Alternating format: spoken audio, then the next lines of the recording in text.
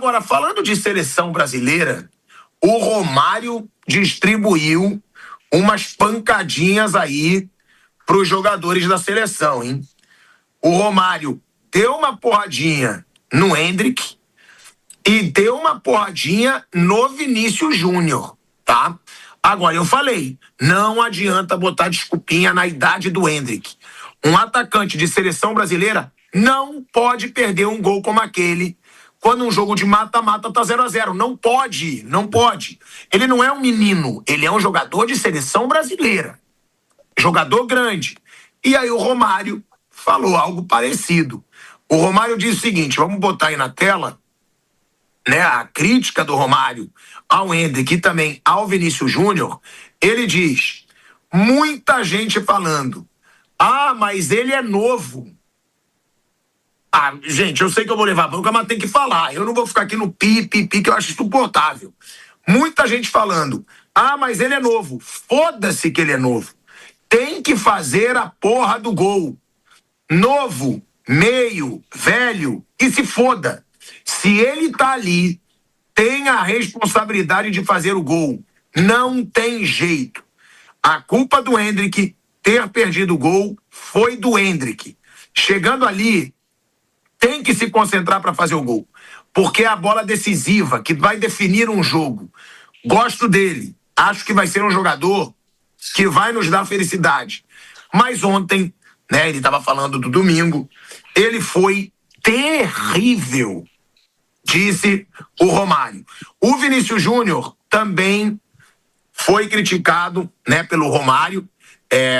O Romário disse o seguinte, ouvi e li muito em relação ao pênalti, que o Bruno Guimarães se saiu melhor do que ele, que o Bruno bate pênalti melhor do que ele, por isso a ordem era ele bater.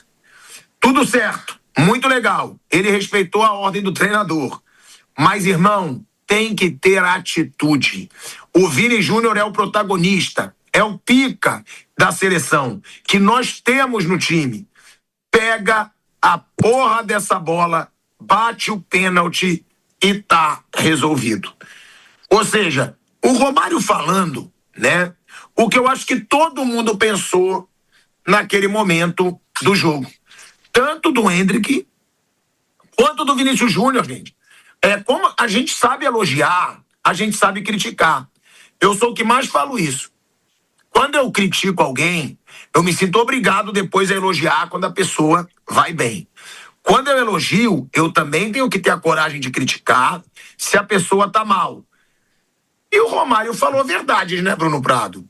O Endrick realmente teve um jogo terrível, porque o Endrick não só perdeu o gol cara a cara com o goleiro para tentar jogar para canhota, mas também deu o bote sem vontade nenhuma no primeiro gol da Noruega. O primeiro gol da Noruega, o Endrick dá um bote que parece que ele estava em campo há 90 minutos. Ele tinha acabado de entrar.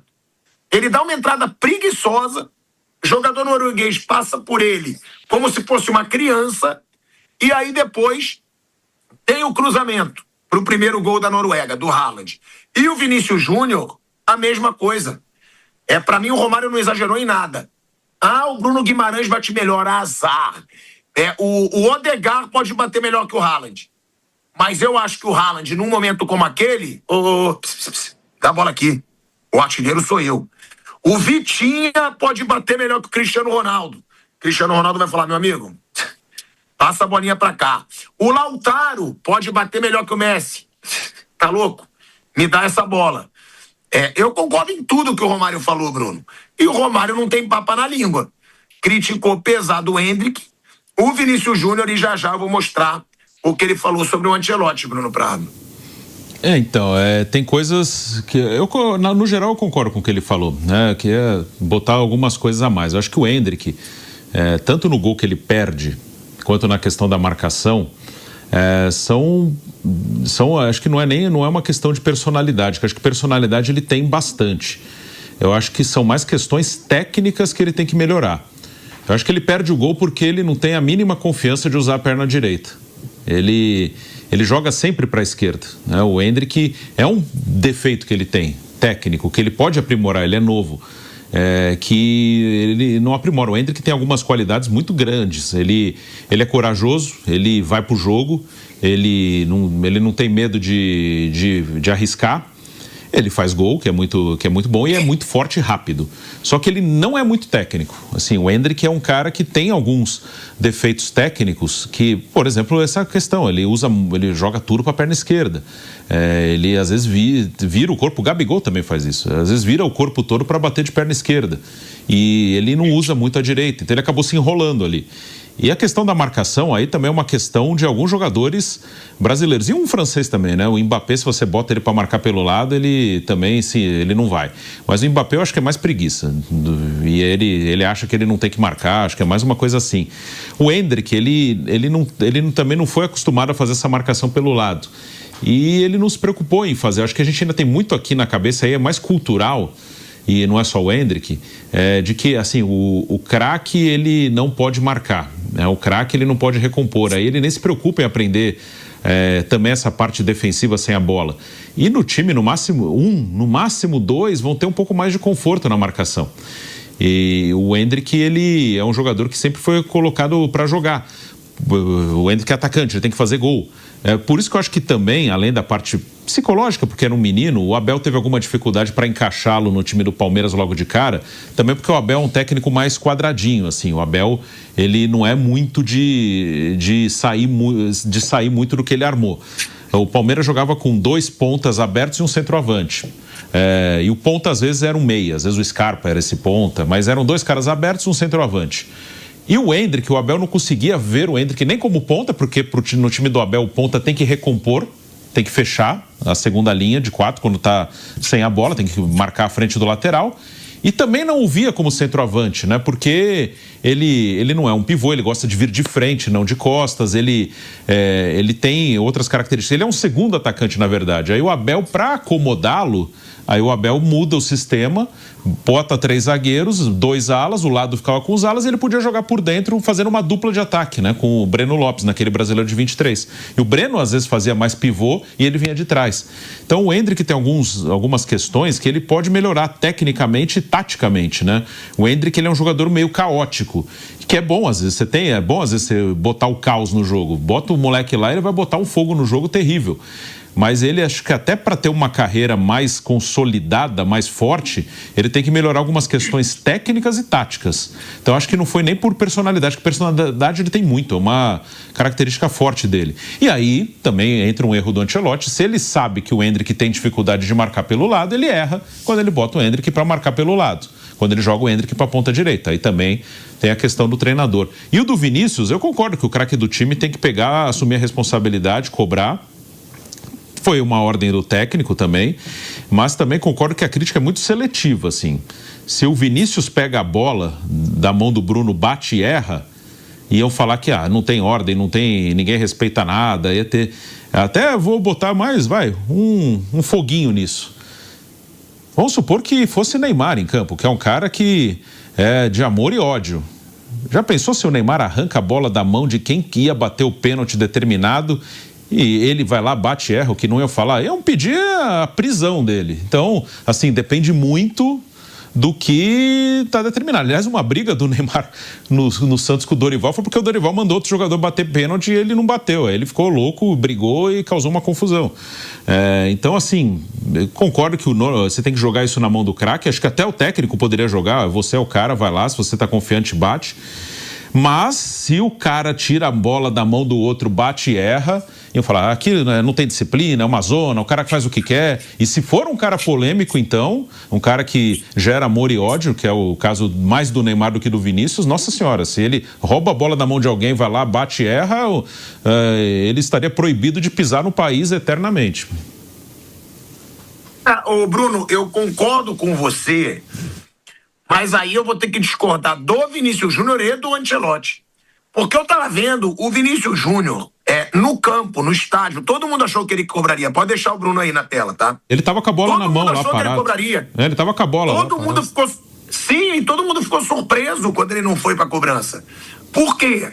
Não só por ser o cobrador, não só por ser o craque do time, mas porque ele cobra pênalti no Real, pô. Sim. Os últimos 5 pênaltis que ele cobrou no Real, isso eu tava vendo nas redes sociais, ele fez o gol.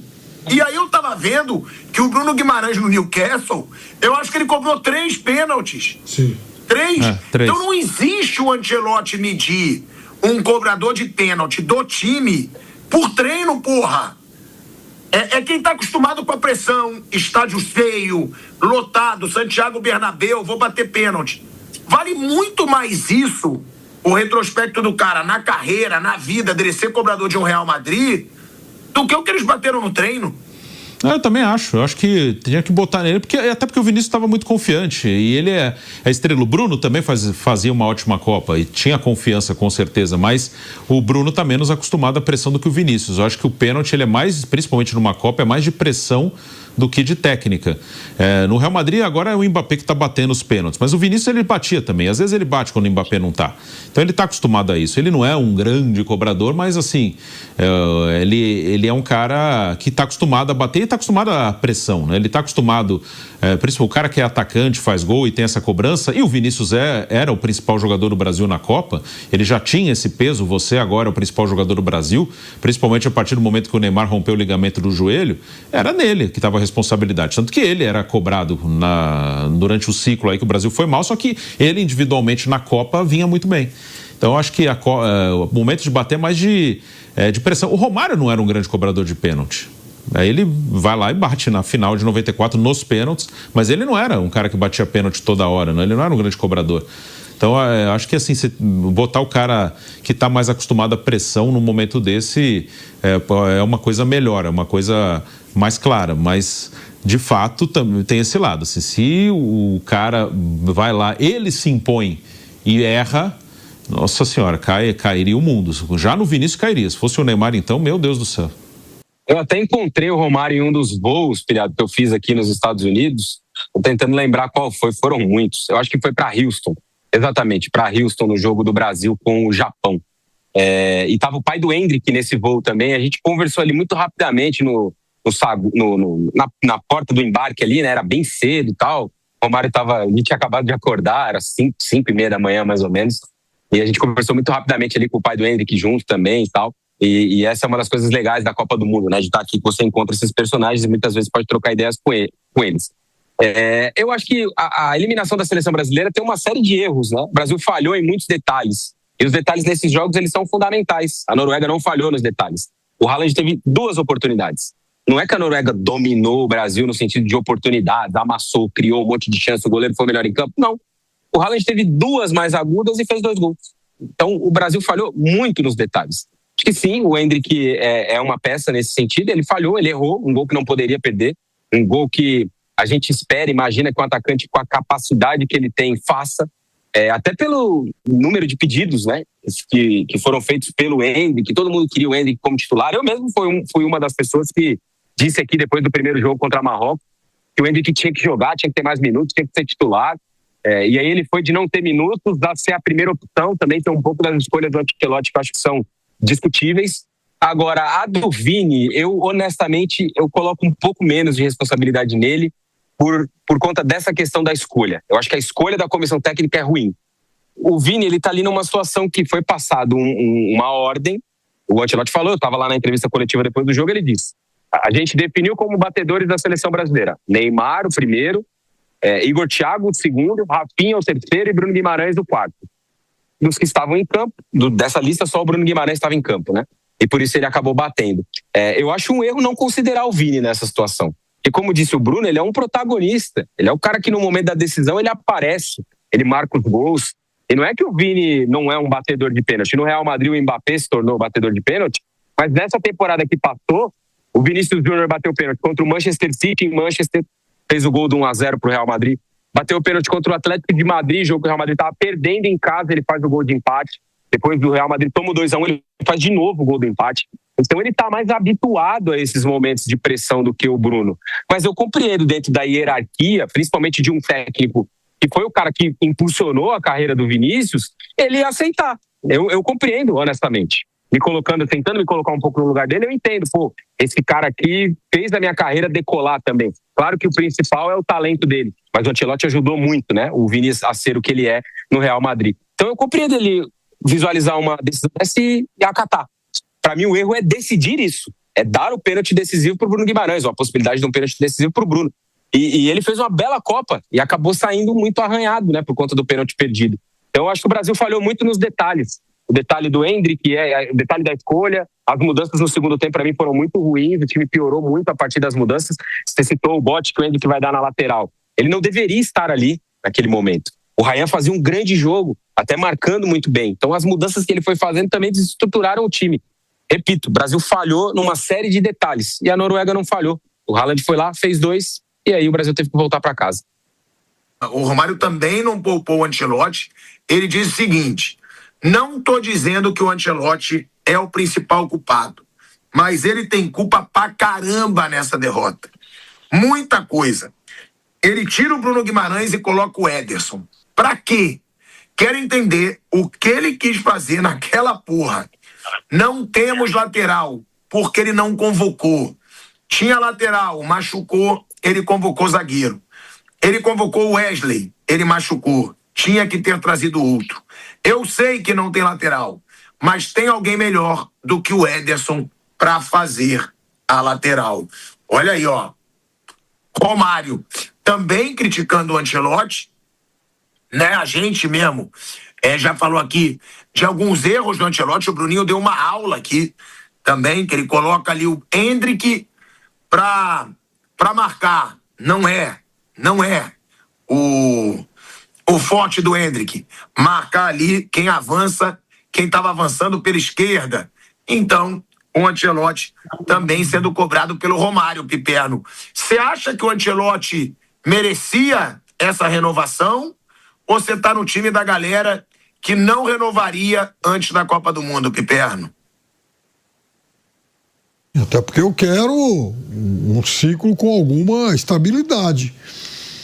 E vai chamar que alguém daqui, por exemplo? Claro que não. Então eu acho o seguinte, e eu tenho a convicção de que ele errou muito. Errou tanto na convocação, quanto na gestão da questão Neymar, e agora também em alterações de escolhas que ele fez para o time, né? Então, eu acho que no último jogo, por exemplo, ele errou demais. Eu entendi o Brasil começando a jogar daquela forma. Eu não gostei, mas também é evidente que chegou a dar algum resultado. O Brasil teve o lance do pênalti, o Brasil teve outras chances no primeiro tempo, e aí até a famosa jogada do Endrick, que começa com um passe espetacular do Vinícius Júnior, coisa que vai ser apagada da história. Ninguém vai lembrar do passe incrível que o Vinícius Júnior achou, né? Foi um belo lançamento que o Vinícius deu ao Endrick. Aí o Endrick, de fato, comete um erro que para mim tem muito a ver com a afobação. O Endrick, muitas vezes, ele é um jogador afobado. É a primeira vez que ele tocava na bola e aí ele mata a mão e a bola corre muito. No que a bola corre muito, ele tem que mudar a passada e provavelmente mudar a ação, né? Mudar a forma como ele imaginava definir o lance. Se ele carrega bem a bola, ele teria a opção, inclusive, de driblar o goleiro. Acho que ele optaria por isso.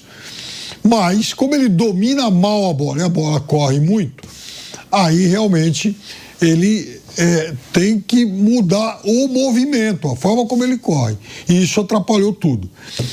Aí tem a substituição do Neymar. E veja, eu já disse aqui, é claro que tem um monte de idiota que acha que é pegar no pé por não gostar do jogador, por posicionamento do jogador. Eu já falei muito sobre ele e, aliás, foi até bom você ter citado várias vezes o Rivaldo hoje, porque o Rivaldo é um jogador de futebol que eu adoro. O Rivaldo foi um cracaço de 2 Copas do Mundo espetaculares e que tem as mesmas opções políticas aí que o Neymar. Eu estou aqui elogiando o Rivaldo, como eu sempre fiz, e eu fui fã do jogador Rivaldo, já cansei de falar isso aqui. E eu acho que o jogador Neymar merece muitas críticas, porque em Copas do Mundo, o jogador Neymar não serviu para amarrar a chuteira do jogador Rivaldo. Mas dito isso, eu acho que naquele momento, veja, o Neymar não obrigou o Ancelotti a colocar ele em campo. Foi uma escolha do técnico. E quando o Neymar entra em campo, há um reposicionamento do Endrick e o Vinícius também sai mais para o lado. Eu acho que isso atrapalhou o ataque do Brasil. E o Endrick foi jogar do lado direito, mas aí, vejam só, eu não gosto muito do Endrick jogando por lá, mas eu também, aí em defesa do técnico, puxa vida, o técnico havia elogiado o Endrick algum tempo antes, pelo que o Endrick fez no Lyon, jogando aberto pelo lado direito com o Paulo Fonseca e fazendo trabalho de recomposição, coisa que ele fez mal contra a Noruega. Mas aí, repito, aí também eu acho que deve-se a um dia muito ruim do jogador, que entrou afobado, perdeu aquele lance, certamente aquilo mexeu com ele, e aí quer acertar de qualquer jeito e erra mais do que o normal. Agora, sobre o Vinícius, repito, foi o grande jogador do Brasil na Copa e deu um passe espetacular para o Endrick, que vai ser apagado da história, ninguém vai se lembrar disso. Eu acho que ele deveria ter batido o pênalti. E aí tem uma outra crítica que eu faço, não a ele, mas à comissão técnica. É óbvio que eu não sou burro de ignorar a importância do trabalho, por exemplo, de analista de desempenho. Mas não dá para definir um batedor de pênalti numa Copa do Mundo com base no scout que o analista de desempenho entrega para o técnico. Olha, professor, olha, esse aqui bateu melhor em treino. Dane-se. Uma Copa do Mundo tem outros fatores subjetivos que têm que ser considerados, e inclusive a importância do jogador. E detalhe, a vontade do jogador em decidir. Ele tomou a iniciativa de partir para decidir vários jogos, inclusive esse. Ele tentou várias jogadas o tempo inteiro. Ninguém pode acusar o Vinícius de ter se omitido lá com a bola rolando. Então, era o momento da comissão técnica olhar para o campo. Vinícius, agora é contigo, é você.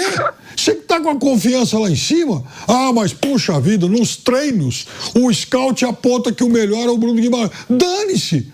Você, é aquela história, treino é treino, jogo é jogo, né?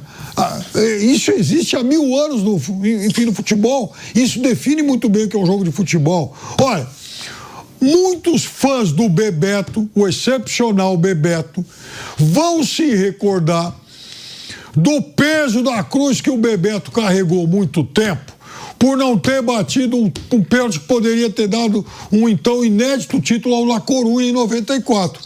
Para quem não conhece a história, último jogo do Campeonato Espanhol, última rodada do Campeonato Espanhol, pênalti pro La Coruña, o jogo tá empatado.